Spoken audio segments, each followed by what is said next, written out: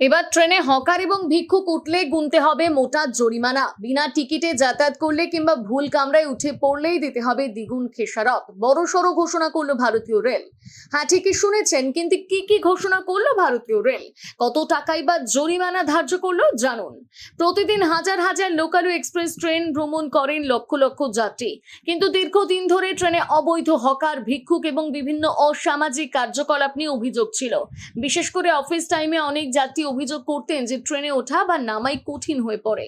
কখনো হকারদের ভিড়, কখনো ভিক্ষুকদের আনাগোনা, আবার কখনো জোরে জোরে বিক্রির ডাক। সব মিলিয়ে যাত্রীদের সমস্যার শেষ থাকতো না। এই পরিস্থিতি বদলাতে এবার কঠোর অবস্থান নিয়েছে রেল। রেল সূত্রে জানা যাচ্ছে, ট্রেনের মধ্যে বিভিন্ন অনিয়মের বিরুদ্ধে নজরদারি আরো বাড়ানো হয়েছে। বিনা টিকিটে যাত্রা, অনুমতি ছাড়া পণ্য বিক্রি, যাত্রীদের বিরক্ত করা, নেশা জাতীয় দ্রব্য নিয়ে ভ্রমণ, এমনকি অশোভন আচরণের ক্ষেত্রে কঠোর ব্যবস্থা নেওয়া হচ্ছে।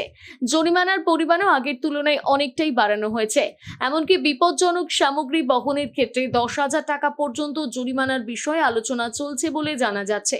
ফলে স্বাভাবিকভাবে অনেকেই এখন সতর্ক হয়ে গিয়েছেন।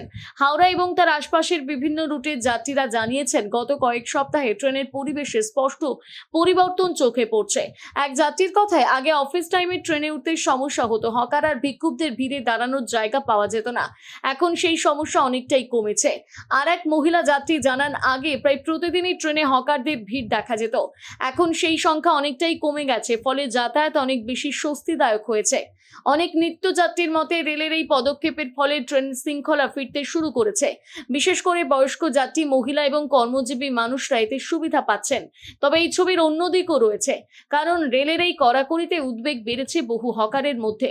যারা দীর্ঘদিন ধরে ট্রেনের বিভিন্ন পণ্য বিক্রি করে জীবিকা নির্বাহ করতেন, তাদের একাংশের দাবি, আচমকা এত ধরপাকড় শুরু হওয়ায় তাদের রোজগার অনিশ্চিত হয়ে পড়েছে।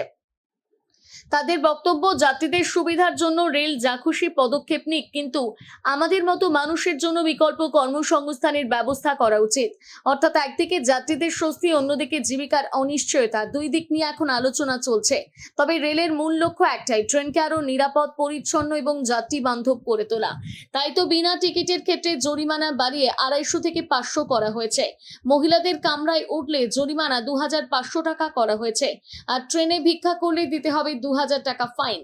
রেলের এই কড়া পদক্ষেপ নিয়ে আপনার কি মত জানাতে ভুলবেন না কমেন্ট করে।